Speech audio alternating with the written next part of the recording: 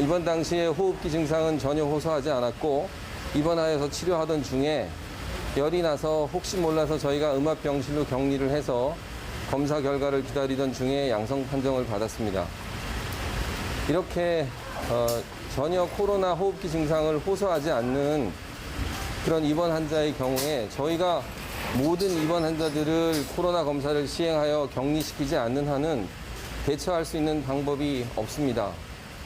2차적으로 양성 판정을 받게 된 다른 환자분들 또 직원들에게 정말 죄송한 마음이고 또 그동안 추운 날씨에 선별진료소에서 고생하신 우리 직원, 의료진들께 정말 감사를 드립니다. 가능한 최대한 빨리 현재 밀접 접촉자들에 대한 검사를 시행 중이고 또 전수조사를 시행하여 최대한 빨리 병원을 정상화시킬 예정입니다.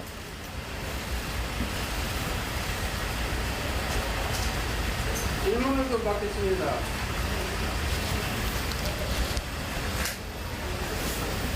질문하실 분 없어요? 첫 번째 환자가 남자분입니다. 남자분. 네. 공원 국정자로 하는데요.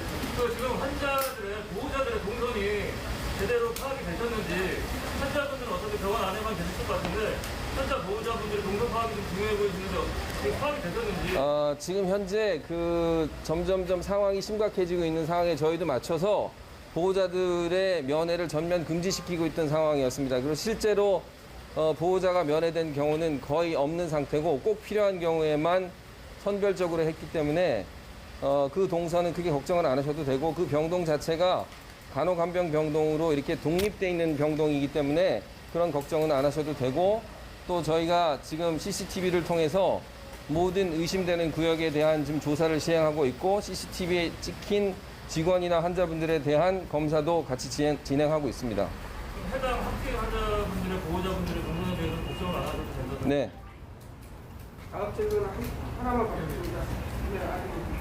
지금 선별진료소에 지금 일하고 계시는 직원분들하고 전체 직원이나 환자분들 검사 어떻게 진행되시는지 하고요. 네.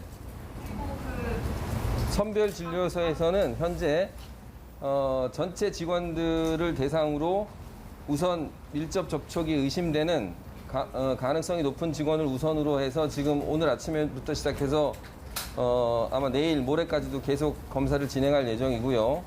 환자분들은 병실 내에 있는 격리 공간에서 검체를 채취할 예정입니다. 지금 하고 있고.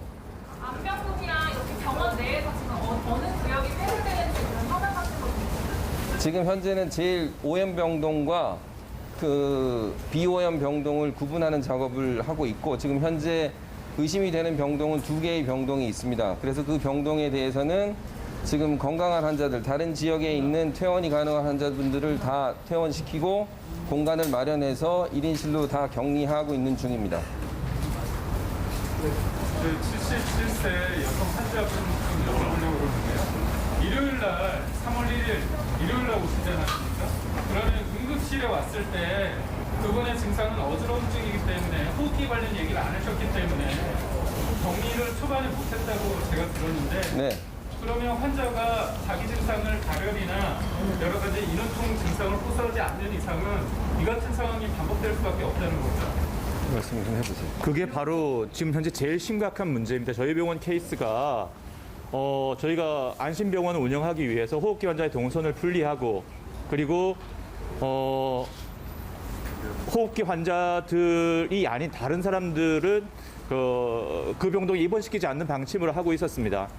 이 환자는 항암 치료를 받는 말기암 환자셨고 항암 치료를 받은 이후에 백혈구 수치가 완전히 바닥까지 떨어져서 그렇게 되면 기회 감염이라고 해서 세균 감염이 잘 생깁니다.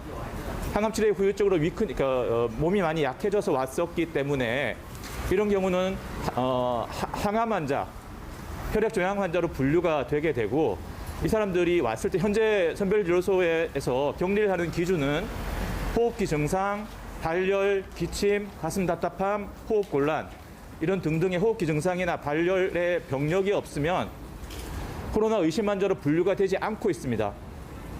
근데 지금 현재 질병의 양상이 이제는 호흡기 증상이 없는 사람한테서 또는 면역력이 약한 사람한테서 무차별적으로 발생하는 이런 양상으로 바뀌고 있기 때문에 질환에 대한 대처나 환자에 대한 선별 방안 이런 것들이 바뀌어야 된다고 생각을 합니다.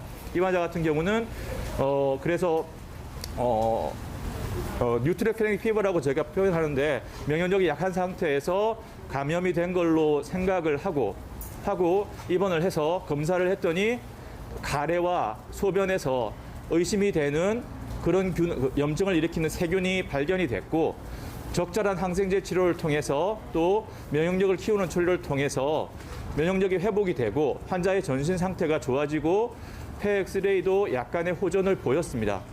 그런데 회복이 된 이후에도 발열이 있어서 엑스레이 상에서는 명확히 폐렴인지 아닌지를 확인할 수 없었지만 의심할 수 있는 증상이 없었지만 그래도 검사를 시행을 했더니 나온 겁니다. 이 경우는 이제 전국의 모든 병원에 다 해당이 될 텐데 무증상자 감염이라고 할 수는 없지만 호흡기 증상이 없는 사람이 또는 면역력이 약한 사람이 코로나에 노출이 됐을 때 증상 발현도 늦고 증상도 비특이적인 증상으로 나타나기 때문에 대처 방법이 달라져야 될 것 같다고 생각합니다. 달라져야 된다고 말씀을 해주셨는데 결국 국민안심병원이 호흡기하고 비호흡기를 나누는 거죠. 네. 근데 지금은 초기 단계에서 자기가 그거를 못 느끼거나 아니면 말하지 않는 이상은 그냥 통과될 수밖에 없던 현실적인 어려움을 말씀하셨습니다. 그렇다기보다는 응급실, 안심병원이라고 하는 제도는 응급실이 아니고 보행자로 오는 분들이 또는 차량을 가지고 오시는 분들이 호흡기 증상이 있을 때 입구에서 그분들이 병원 원내로 들어와서 다른 사람으로 섞이지 않고 호흡기 증상이 감염증 또는 코로나 감염이 아니라는 게 확인이 된 이후에야 일반적인 진료가 가능하도록 또는 그 호흡기 증상이 구별되지 않을 때는 그 증상이 구별될 수 있을 때까지 별도의 공간에서 입원시키는 게 목표입니다. 그런데 응급실 진료는 현재 안심병원 제도에서는 그런 환자들이 응급실에 왔을 때 호흡기 증상이 의심이 되는 경우에는 음압방에 격리를 하고 검사를 채취하는 구조로 되어 있지만 그냥 일반적으로 첫 번째 저희가 온 환자들은 딸꾹질을 주소로 해서 왔었습니다. 이것도 물론 항암치료의 부작용으로 흔하게 생기는 거고 항암치료의 부작용으로 생각해서 딸꾹질로 왔기 때문에 격리 공간에 처음에 넣을 수는 없었고 그러면은 이 환자들 같은 경우는 들어와서 엑스레이를 찍고 폐렴이 확인돼서 격리하게 되는 일이 생깁니다. 하지만 이런 시스템을 갖추지 않으면 응급실에 오는 모든 환자는 일단 격리를 하지 않으면 안 된다는 이야기가 됩니다. 전국의 어느 병원, 우리나라 의료 시스템이 이것이 가능하지는 않습니다. 더 큰 문제는 지금 현재 호흡기 증상, 발열이나 감기 증상이 있을 때 코로나를 의심하고 격리를 한 다음에 검체를 확인하고 그리고 나서 일반적인 진료를 가는 시스템인데 격리 공간을 갖추고 있는 여유가 1000개, 100개를 가지고 있는 병원들은 없습니다. 보통 서너 개, 많으면 20개. 근데 거기에 다 차면 단순 감기로 응급실을 방문을 하더라도 더 이상 진료가 불가능합니다. 그러니까 이런 환자들에 대한 대책이 나오거나 아니면 질병 기준을 바꾸거나 접근 방법을 바꾸거나 아니면 모든 호흡기 증상 환자 또는 발열 환자는 특정한 병원에서 공공의료기관에서 진료를 하고 호흡기 증상이 없는 사람들만 일반 병원에 진료를 하게 하면 이 부분은 좀 더 잘 해결될 수 있을 것 같습니다.